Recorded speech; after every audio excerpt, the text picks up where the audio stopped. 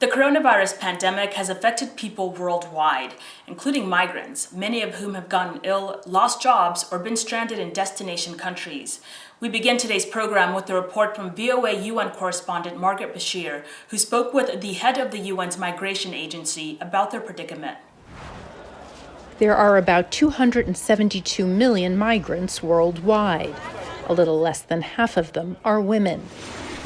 The UN considers a migrant to be anyone who changes their country regardless of the reason, but most move to seek economic improvement.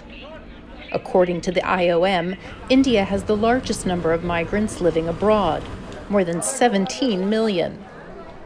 The United States remains the top destination country, home to more than 50 million migrants. Some 3 million migrants have been stranded by COVID-19 lockdowns and border closures, but the virus has not stopped the criminals who exploit those seeking to reach new countries. There are 4 times more arrivals in Italy this year through the Mediterranean, one of the most dangerous routes, than last year. Or if you look to the Gulf of Aden, there are 130,000 people who are crossing the Gulf both ways to reach the Gulf countries, and they did not stop because of the pandemic. More than 3,100 migrants have died trying to reach destination countries this year. Drowning is the most common cause. As some rich nations approve COVID-19 vaccines and begin vaccinating their populations, Vitorino says migrants must not be excluded. It's the responsibility of governments to guarantee that all that are present in their own territory, whether they are nationals or non-nationals, migrants, irrespective of their legal status, have access to vaccines. Because in practical terms, the pandemic has shown us that nobody is safe until everyone is safe. International Migrants Day is a time to recognize migrants' contributions to the countries they settle in and respect their right to seek a better life, says the IOM. Migration is a natural phenomenon of human life. It has always existed and it will go on existing in our world. Migrants are often thought of as being undocumented workers, but the vast majority are legally in destination countries.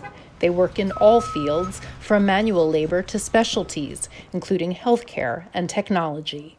Margaret Bashir, VOA News, New York. Meanwhile, the World Health Organization called on countries to include refugees and migrants in their COVID-19 response plans last month as it marked the 20th anniversary of International Migrants Day. Here is the WHO Director General. It shows that people living on the streets and in asylum centers are less likely to seek care if they have symptoms of COVID-19. Of those who reported not seeking health care, 35% said it was because of financial constraints, and a further 22% said it was fear of deportation. More than half of those surveyed said that COVID has caused them depression, worry, anxiety, and loneliness. Tedros also called for countries to take measures to include refugees and migrants in response plans and public measures. The number of casualties in camp settings has fortunately been rather low, sometimes even lower than in the other communities.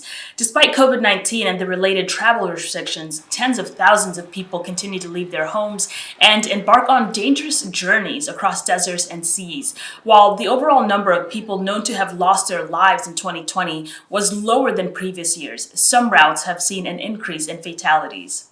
A UNHCR field worker in northern Burkina Faso says a COVID-19 vaccine would massively improve United Nations aid work to refugees and internally displaced people. Working with internally displaced people in a recently built camp in Dori, Aimee, a UNHCR aid worker, said social distancing measures put in place to fight the spread of the novel coronavirus are difficult to follow in such conditions. Les mesures de distanciation, c'est vraiment très minime, pour ne pas dire. Social distancing measures are minimal, if not inexistent. So if there is a vaccine approved by the WHO, I think that it will really help not only the people in our care, but aid workers as well that will be able to continue providing assistance and having human contact without problems. But most of all, it'll help the people who live next to each other, where social distancing measures are difficult to implement. Où les mesures barrières sont vraiment très difficiles à appliquer. Ethnic and religious tensions have risen, pulling at the seams of once peaceful communities. Over 1 million people, or 1 in 20, have been displaced. Dori, a town situated in northeastern Burkina Faso near the Niger border, already houses 4 camps for refugees and internally displaced people. Ms. Aimee works the most recently built camp, which houses 485 people, or around 100 families. Meanwhile, the head of the Africa Centers for Disease Control, Dr. John Nkengasong, warns that wealthy nations have acquired vaccines in excess of what they need as countries across Africa face a second wave of COVID-19. He says the world risks a moral catastrophe if COVID vaccinations are delayed in Africa, while wealthier regions inoculate entire populations. Nkengasong told reporters that the Africa Centers for Disease Control hopes that significant vaccination programs will begin across Africa in April. But he warned that it's a long way to go, especially as, quote, the second wave is here with a vengeance. Africa recorded over 2.7 million infections and 64,000 deaths by the end of last year. In South Africa, where a new variant of the virus has been detected, has recorded more than 1 million cases. And that's why, Nkengasong says, there can be no delay in acquiring vaccines. Nkengasong says the African Union is in talks with the European Union, Canada, and pharmaceutical companies to secure doses. That's in addition to what the continent has been promised under the COVAX program, the World Health Organization's scheme to deliver vaccines to poorer countries. Our thanks to Reuters for those reports. Because the first coronavirus vaccine approved for use in the U.S. needs to be transported in ultra-cold conditions using dry ice, that has created some unique challenges. As Licia Bacalates reports in this story narrated by Anna Rice, transporting the Pfizer vaccine has led to a huge demand for dry ice. Dry ice is the solid form of carbon dioxide, and it can be as cold as minus 78 degrees Celsius. This is a pellet. This is what they're going to use. It is white, as you see. It is smoking. You can see that smoke come off of there. So that's dry. Harry Gehm is the owner of Gehm & Sons, an Ohio company that has been producing dry ice for decades. He says demand for his product has risen 10 to 15% in recent weeks. That's because dry ice must be used to keep the Pfizer COVID vaccine in extremely cold temperatures during transportation, at minus 70 degrees Celsius. Pfizer transports its new vaccine in specially designed boxes. Each box needs a new supply of dry ice every 5 days. One challenge is that the box cannot be opened very frequently. If you open the box, that dry ice would sublimate more quickly, right? Because the temperature gets warmer. The other problem is high levels of carbon dioxide can be deadly, especially on board airplanes. Planes are equipped to handle a certain amount of air exchange in the aircraft as it's flying. But you don't want to have so much on the aircraft that it would overpower that ability to replenish the oxygen levels in the aircraft. Despite the rise in demand for dry ice, experts say there's plenty to go around. So when we looked at the system, we're pretty confident that we can meet that capacity. The only alternative to dry ice is special refrigerators with ultra-cold settings. Some hospitals and research centers in large cities have those. And companies that make these refrigerators say they're seeing a rise in demand as well. We literally have added probably about 50% more people into our organization. And we went out and bought $2-3 million worth of material so that we can actually get out in front of it. Now, the demand has clearly outstripped even what we thought was going to be our solution.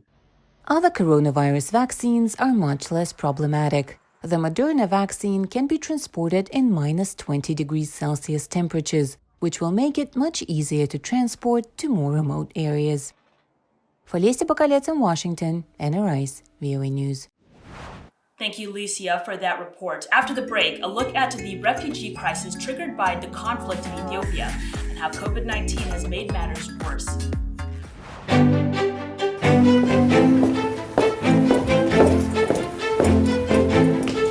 Being part of Our Voices is about more than just sitting here and talking about women's issues. It's about listening to them and bringing their opinions to the table and making sure their voices are heard. Because our lived experiences, our stories, and our voices will help shape the next generation.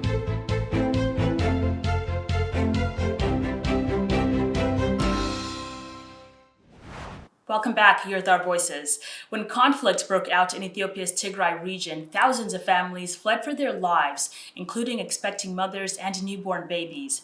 As officials try to move families from the main border camp to more permanent settlements, new mothers say they fear it's too soon and too dangerous to move their frail infants again. VOA's Heather Murdoch has this report from Haminat camp in Sudan. Tens of thousands of people have passed through this camp in the past month, searching for a place to wait out the war in safety. Many ran off from Ethiopia's Tigray region with nothing but the clothes on their back. Others carried a greater burden. Tisya Nadusu is just 25 days old. She was born here after her mother fled bombings in her hometown and spent 3 days hiking to Sudan. I left my home pregnant and escaped gunshots and explosions. The terrain was difficult and littered with human feces and urine. We spent 3 days traveling in the desert. There were snakes. Ftwi's baby appears to be sick, but she says she doesn't have any way to find out what is wrong. Other mothers say their infants are traumatized. This child, Selimowit, was just 4 months old when her mother fled Ethiopia a month ago. My baby had nightmares when we got here. Now she throws up all the time, and we don't have good food for her. Officials are trying to convince families here to move to another camp further from the border. Some families say they don't want to go because they are hoping their missing relatives will turn up here in this camp. Parents of newborns say they think the long journey, an estimated 10 hours by bus on rough roads, could be dangerous for their children. These twins were born prematurely in Ethiopia, just before the fighting began and the hospital staff fled. The parents took the babies and fled a few days later. Nowadays, their mother cannot produce milk, and their father can only afford to buy cheap, powdered milk, not enough nutrition even for healthy babies. The current situation is that my daughters are in danger, and we are very tired. How could we just make them alive? Nuranyo says he may have no choice but to move his babies by bus because humanitarian aid is dwindling as aid organizations move services to the other main camp. Families here say they want to return home when it is safe. But with the Tigray region still largely cut off from mobile and internet service, the only thing known for sure is that loved ones are missing amid reports of continued violence, hunger, and crushing fear. Heather Murdoch, VOA News, Hamdayet Camp, Sudan. Sudan is hosting more than 50,000 refugees who fled the fighting in Ethiopia's Tigray region. Many of them say it's not safe enough to go home. Naba Moyhadin reports from Hashaba refugee camp in Sudan. Over 50,000 Ethiopians have arrived in eastern Sudan since early November, fleeing the conflict between the Ethiopian government and regional forces in Ethiopia's northern Tigray region. Sudanese authorities have placed the refugees in 2 camps and are planning to build more. Many international and local organizations have assisted the refugees with basic needs like food and water. Some of the refugees have stayed in the border villages of Hashaba and Hamdayet, living with relatives or Sudanese families. Sudanese authorities want to send all the refugees to Rakuba camp, where they say it's safer since it's far from the border. Refugees feel safe and prefer to stay here, but from a security point of view, this area is very close to the border. But the Sudanese government will not allow them to stay in the border area because it is tense. Ethiopian Prime Minister Abiy Ahmed has said the fighting in Tigray is over and that the refugees can return home. But Camp residents say it's too soon. I would only go back home if it's safe and secured, but as long as it's not safe yet, I will stay with my children in Sudan. Ilul Gabriot and his family also don't plan to return and say the war is not over yet. We will not go back soon. We called our families and they said the killing targeting Tigrayan people is still in the happening. We will not go back until, if Abiy Ahmed is ousted and the peace is made, we can return back. But as long as he is in charge, we will not go back.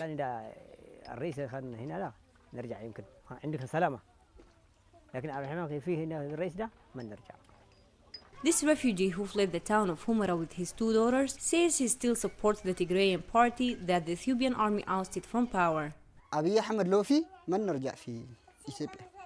If Abiy Ahmed continues in the role, we will not go back to Ethiopia at all.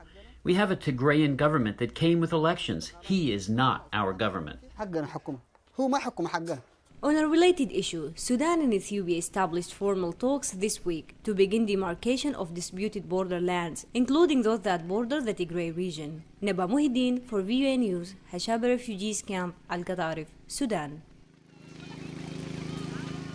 And as we learned from Naba's reporting, refugees who fled the fighting in Tigray to camps in Sudan face a new threat, a COVID-19 outbreak.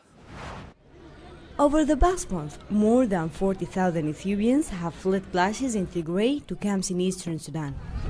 Those arriving are placed in 3 camps in the cities of Qadarif and Kasala. 32-year-old Tesfai Ali and his pregnant wife fled Humera to get away from the fighting, but now face a COVID-19 outbreak in this camp. In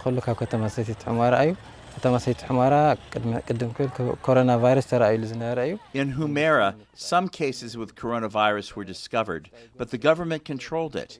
Because of the internal conflict, I fled to Sudan, but I'm so worried about the spread of COVID-19 here in the camp due to the living conditions, room, and shortage of water.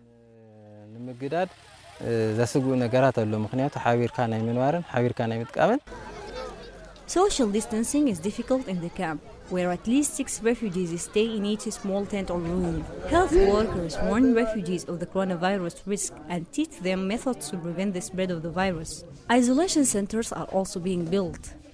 The high population and the big number of refugees represent a risk factor for the spread of the virus. There is a possibility that some of the suspected cases fled isolation centers in the war zone and came to the camps. A second wave of COVID-19 is sweeping across Sudan, which reports at least 17,000 registered cases. The government has shut down universities and schools and is considering whether to impose more restrictions. The UN Refugee Agency is calling for more international aid to deal with the crisis. Refugees are trying to adjust, constructing small markets inside the camps and close to the hosting villages. Meanwhile, the Sudanese government is setting up a new refugee camp 250 kilometers from Khartoum to help ease overcrowding in the existing camps. Neba Muhyiddin for VOA News, Umrakuba Camp, Al-Qadarif. Naba Muhyiddin also brings us a story of one Tigrayan doctor who fled the fighting and has set up a clinic in Hashaba refugee camp in Al-Qadarif, Sudan.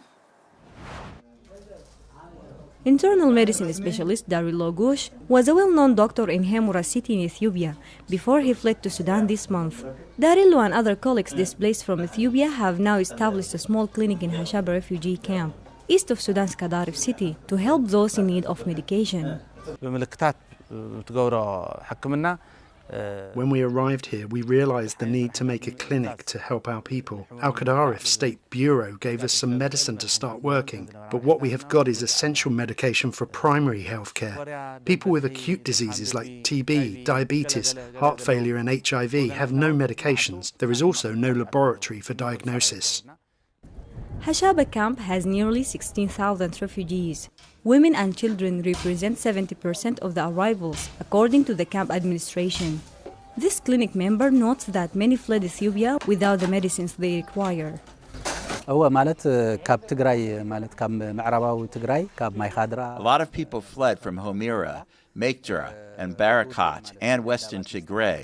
There are a lot of people with HIV, TB, diabetes, and high blood pressure. They left their drugs because of the war. They displaced to Sudan without any of their medications. Many international and Sudanese organizations are working to help the refugees' fragile health situation and are calling for aid from abroad. خلال تداخلنا معهم لاحظنا في الصحة Due to our work in health with refugees, we noticed the variety of fatal and acute diseases. We are sending a message to the international civil society organizations to provide aid and tools so we can protect people and control the possible spread of the diseases. للأمراض دي إنها تكون محاصرة. Hashaba camp director Mustafa Anwar is also putting out a call for help. حجم الدخول الكثيف في منطقة The heavy influx into the Hashaba camp in Hashaba region has reached 15,557. Under Sudan's hard economic situation, we call on international health organizations to quickly intervene, as people are in a state of emergency. المنظمات العاملة في مجال الصحة بالتدخل السريع في هذه المنطقة لأنه أساساً هو المساعدة دي المفروض تتم في مرحلة الطوارئ. Sudanese authorities have reported a decreased number of new arrivals in recent days due to the closure of some borders in the Ethiopian side and the escalating turmoil in the Tigray region. Naba Muhiddin for VOA News, Hashaba Refugees Camp Al-Qadarif. Our thanks to Naba for bringing us those stories. After the break, we go into a refugee camp in Kenya and introduce you to students who are replacing immense challenges with even bigger aspirations.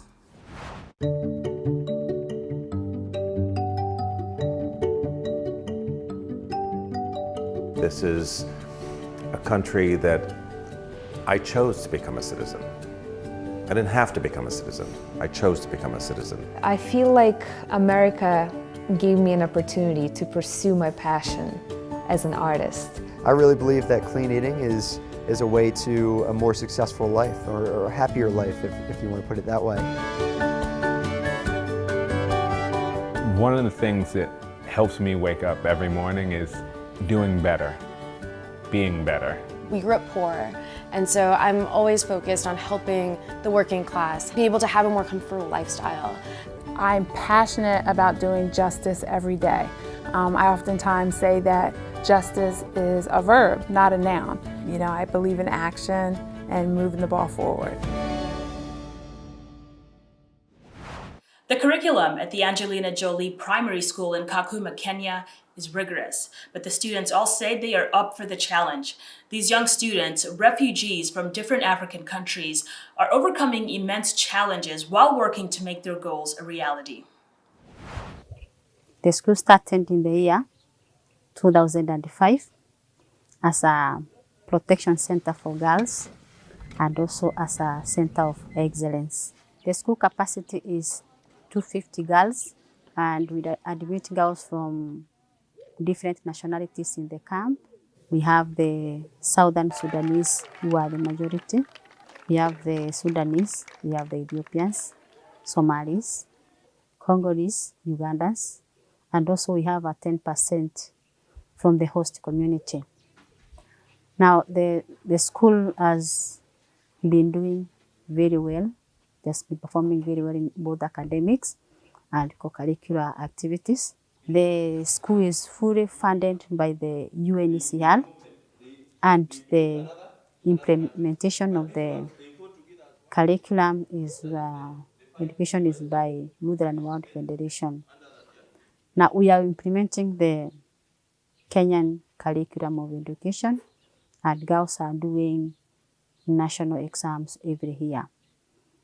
Now the school motto is education empowers. The girls believe that it is only through education that they can perform well in their future. They can develop their careers, and they are doing so well towards becoming very good role models in the community. I want to be the president of this school because I want them to be the good role modelers. Then I want to be the president of Southern Sudan is because most of the people here in Turkana County, most of them who are refugees are Southern Sudanese because of war. So I want to make peace in that country. The reason why I'd like to be the president of this school is that it will inspire me and strengthen my career of being a lawyer. I want to be a lawyer in future so as to defend people, not only my country, South Sudan, but the whole Africa, even the whole world as possible, because there is neglection of gender equality and women suffering. And I want to bring peace, and by that, I would have, starting from now, I would have helped myself, encouraged, and how to settle disputes among different people from different tribes, and how people can think and I'll connect it and be creative on how to solve issues. This will help me develop my country and the whole African continent and also the world. I think that as long as a woman is strong and can stand by her opinions, she has the right to lead. And if she is strong in heart and can fight for her people, that woman needs her and has the desire to stand for her chances. I believe as a woman that I can be a leader of tomorrow. I embrace diversity. I interacted with different tribes, communities, and people from different countries. So, being a president in this school, it has encouraged me to have a big dream of serving my people wherever I will be. It doesn't matter. To be a refugee, you can't succeed in life. But for me, to be a refugee is that the opposite of an insult. It is a badge of strength, courage, and victory. And that's all for this edition of Our Voices. Thanks so much for joining us. Good day.